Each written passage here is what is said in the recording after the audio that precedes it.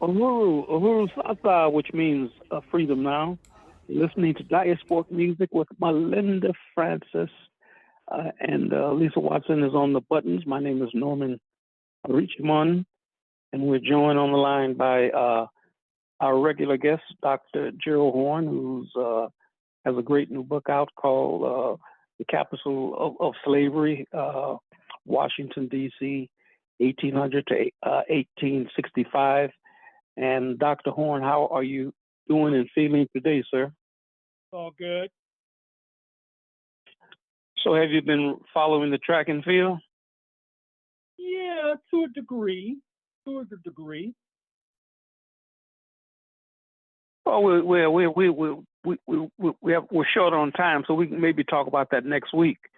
I guess we want to talk about the Mr. Kirk and his assassination and what are the implications of that? Well, the ultra-right icon Charlie Kirk was murdered a few days ago while speaking at a college campus in Utah, with the death captured on video. Mr. Kirk was apparently in the midst of a transition, like his comrade, Candace Owens, who is a Catholic convert, and she also happens to be another conservative icon, and of course is a Black woman. He was apparently on the path to converting to Catholicism, and perhaps not unrelated, he was coming into conflict with the Zionist lobby and Prime Minister Netanyahu himself, according to press reports. In any case, the right wing in the United States has sought to capitalize on his murder by encouraging a purge of any who refuse or are reluctant to celebrate the oftentimes reprehensible aspects of his life. For example, he was a stern attacker of Black people, including Martin Luther King. He was notorious for saying that when he got on an airplane and he saw a Black pilot, he got nervous because he thought that meant that the pilot was not competent, that he was melanin rich.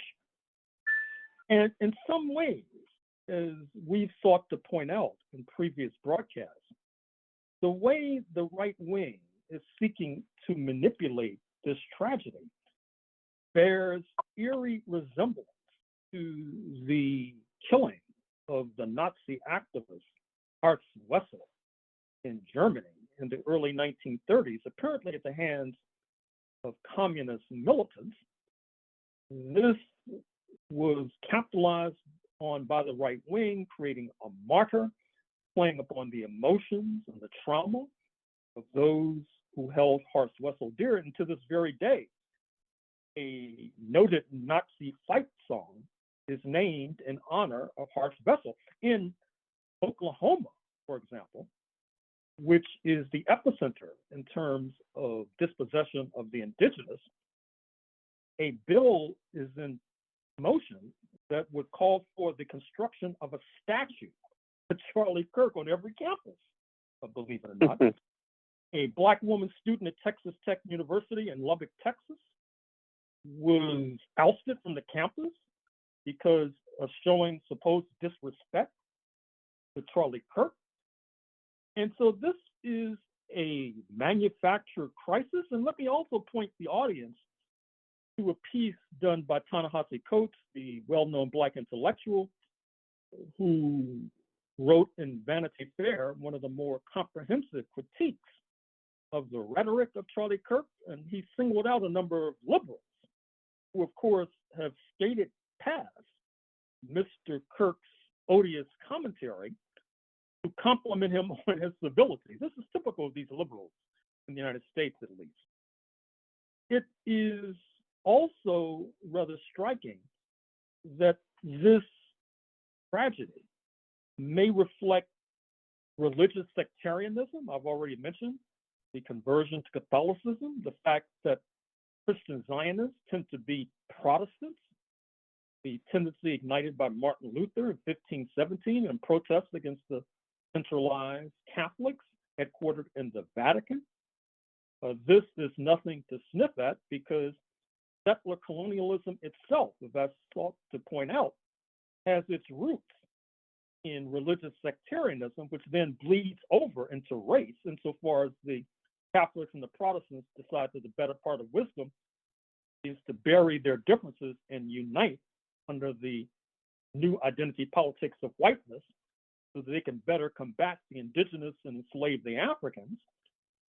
But it's possible that that devil's bargain may be unraveling with consequences too profound to contemplate at this point.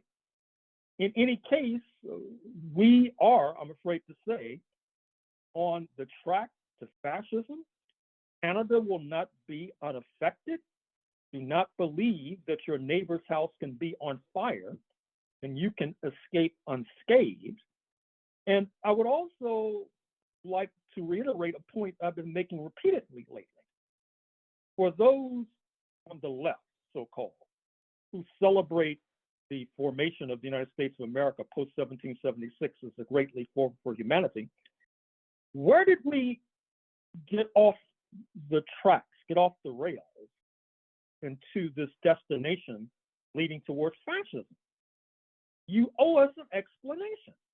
Or, alternatively, perhaps you need to rethink this idea that the enhanced genocide of indigenous brought on by 1776, the enhanced enslavement of Africans brought on by 1776, that it's insulting and obscene to characterize that development as a great leap forward for humanity.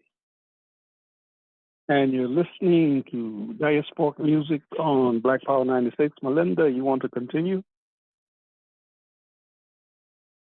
Yeah, did we want to talk about where we left off last week around the Mexican profiling being legalized? Say that again, the Mexican what? Profiling Mexicans being legalized. Racial profiling, yes. Well, yeah. The U.S. Supreme Court has said that it is acceptable for U.S. immigration authorities to detain those who supposedly look Latino, whatever that means, or look Mexican, whatever that means, and speak Spanish. It's reminiscent of the state of play in New York City under Mayor Bloomberg, the billionaire media mogul, who during his tenure in City Hall inaugurated the notorious stop and frisk measures that allowed for the stopping of Black male youth in particular, and they're being patted down by the police with one of the aspects of so-called reasonable suspicion being their melanin content. Now, what's curious is that in the last year or so, the Supreme Court, this very same Supreme Court, was on its high horse proclaiming that the invocation of race in U.S. society to make decisions is wholly impermissible. This was in the context of admission to universities. We called the case involving Harvard University, University of North Carolina at Chapel Hill, and affirmative action was wounded severely. However, now the Supreme Court turns around and tells us that race is permissible to be used. That is to say, you can use it to invoke liability. You cannot use it to invoke assets, like getting admitted to Harvard, for example. Once again, it's difficult to discuss this sort of obscenity without raising, once again, the specter of fascism. You're listening to Diasporic music on Black Power 96. The specter of fascism. How do you deal with the question of Pakistan and Saudi Arabia and their military alliance? Is that a game changer? And Saudi Arabia, some people look at Saudi Arabia as a totalitarian situation. Do you think that's true? Well, Saudi Arabia, to put it mildly, is not an epicenter of civil liberties, for sure. However, we should be clear that the Saudis are afraid that they will fall victim to Israeli bombs, just like Qatar, a fellow Persian Gulf monarchy, fell victim to Israeli bombs. Israel is out of control right now, bombing Iran, bombing Lebanon, bombing Syria, bombing Qatar. And so the response by the Saudis is to engage in this mutual defense pact with Pakistan, a major power, by the way. And presumably, this will mean that the Israelis will think twice or thrice before bombing Saudi Arabia. It also has downstream consequences. Insofar as Pakistan is an ally of China, and they are as close as lips and teeth as they will tell us if asked.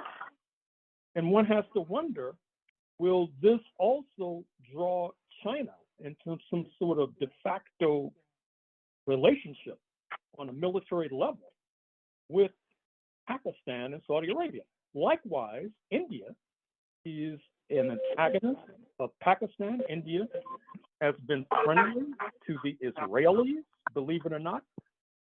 And India may be having second thoughts about that relationship, given Israel's close ties to the United States and the United States seeking to tariff India severely, and the United States basically seeking to isolate India because it will not break with Russia.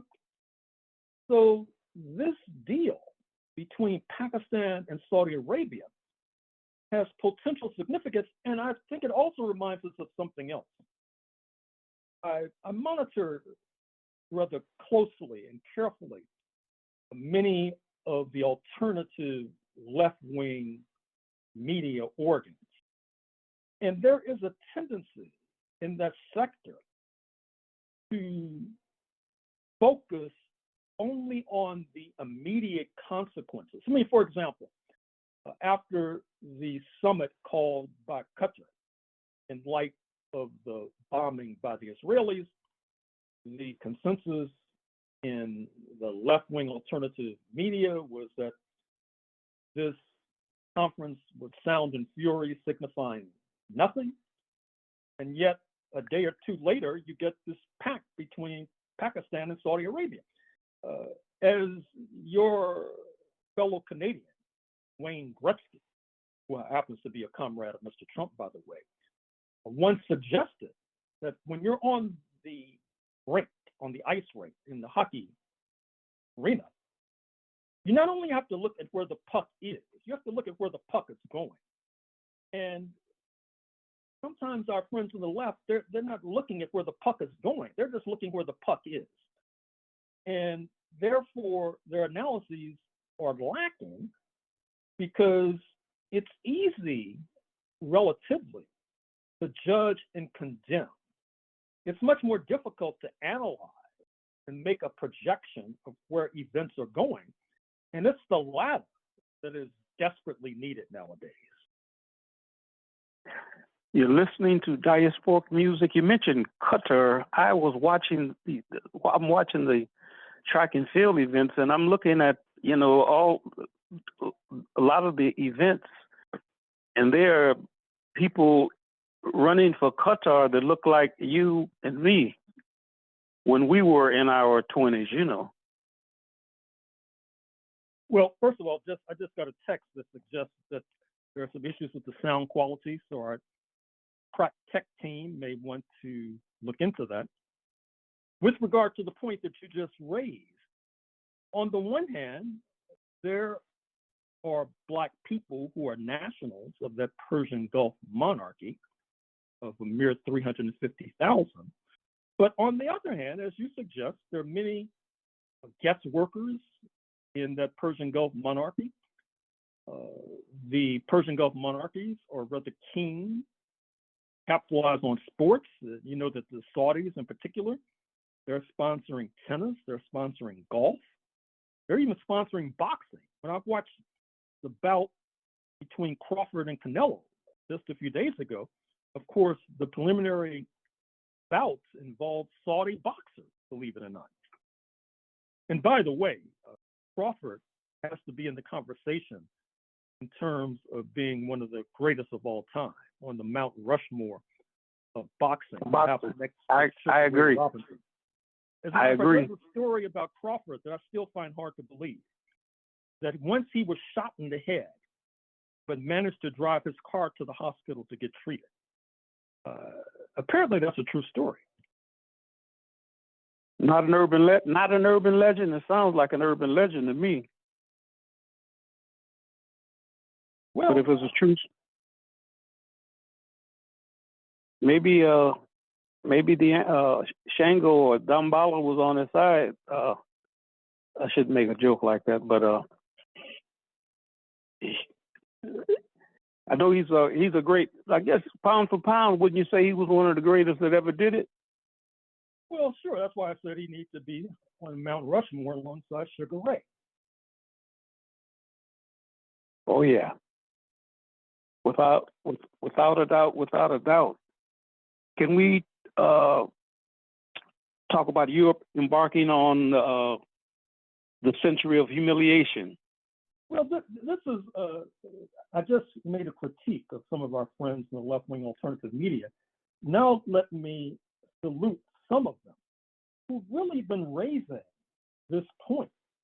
That is to say, Europe, which has been compelled by events of their own making to break with Russia, thereby cutting themselves off from cheap energy, cheap natural gas, cheap petroleum, and becoming more dependent upon U.S. imperialism, which is now imposing tariffs on the European Union, that there is a slowdown in the European economy. You have the growth of the right wing in European nations.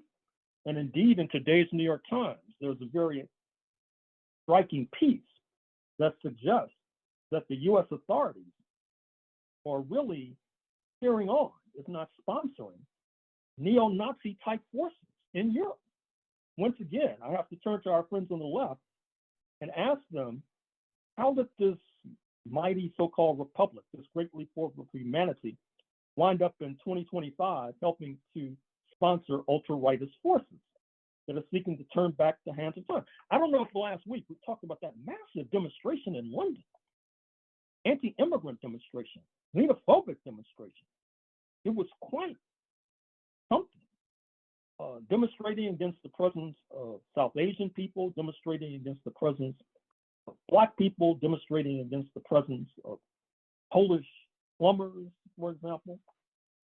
Nigel Farage, who by some measures is in line to replace Sir Keir Starmer as the next prime minister, is a close comrade of Donald J. Trump. He's spoken at Trump rallies. He visits the United States on a regular basis. So Europe, according to some of our friends on the left, is headed down a very dangerous path. And recall that from the 1840s until 1949, China was said to have endured a century of humiliation that was then reversed by the coming to power of the Chinese Communist Party. Now, believe it or not, some of our friends on the left are saying that Europe is headed toward a century of humiliation for the aforementioned reasons. And since I've been making critiques, let me also make a critique of some of our friends in the Black Liberation Movement. Really, some of our Black nationalist friends, they tend to have a rather static analysis of white supremacy. It's sort of ever-changing, no permutations, and they haven't analyzed the rise of China. If you listen to some of them, the rise of China has little meaning on the trajectory of white supremacy. I'm sure they'd find a reason to contradict this idea that Europe is headed or a century of humiliation, because that contradicts the static view of white supremacy. So once again, as we stare down the barrel of fascism, it's really well past time for many of us to revamp, to retool, and perhaps to rethink some verities that we thought were eternal, but turned out to be transitory. You're listening to Diasporic music, and most of our friends on the left basically see myself personally as just a, as we used to say, a pork chop nationalist, and you know, I whatever, you know, whatever they think they can think, that's on them. Could we talk about the Venezuelan situation? Well, this is very ominous, very dangerous. Mr. Trump and his minions are busily packing boats along the Caribbean island. On the Caribbean islands off the coast of Venezuela, supposedly Venezuelan boats. The national security strategy about to be issued by the Pentagon suggests that the United States will have a heavier emphasis on this hemisphere, hence the attack on Venezuela, the interference in internal affairs of Brazil, the pressure on Mexico, these unwarranted, illegal attacks on Venezuelan boats and those who are fishing in the waters off the coast of Venezuela. I would like to warn the hotheads in Washington, however, that even though they have nuclear submarines off the coast of Venezuela, they only have 4,500 troops. And that's hardly a sufficient force to take down a Caracas neighborhood, not to mention the entire Maduro regime. So I suspect that what Mr. Trump is trying to do is put immense pressure on the Venezuelans so that will lead to some sort of military uprising. But that's going to be very difficult given the role of the Cuban comrades in providing intelligence to Mr. Maduro. And I've been noticing in Cuban media repeated high-level meetings between comrades in Havana and Caracas. But in any case, we just mentioned the fact that Europe is on a downward trajectory. You can say the same thing, quite frankly, to U.S. imperialism, hence this lurch towards fascism. And in fact, I think that as time progresses, perhaps younger scholars and activists and analysts will conclude that the United States was really the first European Union. In other words, they took in all of these migrants and refugees from Europe and rebranded them as white so that they could then subdue the Native Americans and enslave the Africans. And then post-World War II, you had today's European Union emerge, which Mr. Trump now sees as an implacable foe, which is one of the reasons he's trying to tariff the European Union so strenuously.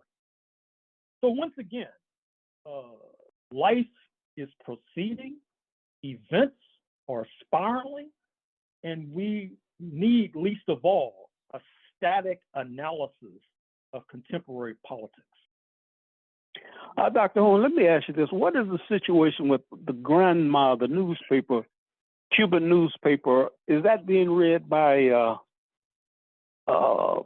progressives, black folks and progressive whites in the United States? I know we can get it online, but at one time it used to be in here in Toronto. We could get it in stores. Is the Grandma? Is it being read by progressive forces in the U.S. and you're part of Canada? Well, I'm back in Texas. Oh, okay. But in any case, my subscription to Grandma has been terminated by the U.S. authorities. I think that happened some years ago, perhaps even under Obama. However, for those who want to stay current with regard to Cuba, let me recommend highly Cuban News website and email dispatch, which comes out daily by our friend in Los Angeles, Walter Lippmann. When I was quoting stories about high-level meetings between officialdom in Cuba and Venezuela, I was basically repeating what I had read on Cuban News. So put Cuban News and Lippmann into your search engine and subscribe immediately, if not sooner.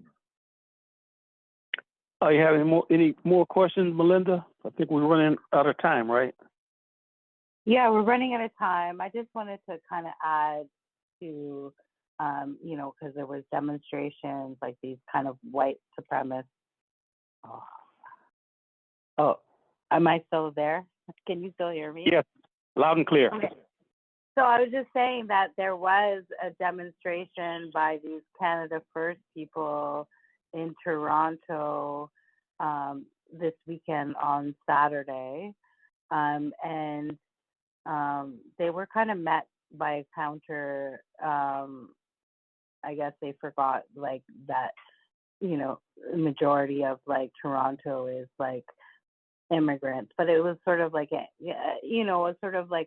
Canada First, who are Trumpites basically in Canada, and they were met at Christie Spitz, which is kind of ironic because if people know the history of Toronto, there was a Nazi rally that happened in 1934, and it was sort of the last time like Nazis were there, and then they decided to do this thing, and then there was a counter demonstration, and so I just wanted to add to that because we were talking about in England, it's happening in Canada as well, kind of thing. So I think it's a worldwide sort of white phenomenon. Phenomenon. Christy Pitts is Meghan Markle. I'm watching a show on Netflix called Suits, and she's a star. She used to live across the street or in that vicinity of Christy Pitts. We had a big demonstration in in the 70s. Angela Davis's sister spoke there, and Rap Brown's brother. It was a great event around African Liberation Day. 77, I can't, it was in the 70s. But is there anything else you'd like to add, Dr. Horne? Well, I'm signing off. I got to go to another interview, so I'll see you next week. Okay. All right. We state these facts only to let you know that those of us who are revolutionary, Pan-Africanists, is not because we love revolution. It is historically determined, and we have no alternative but to follow history and to use history for the benefit of our people.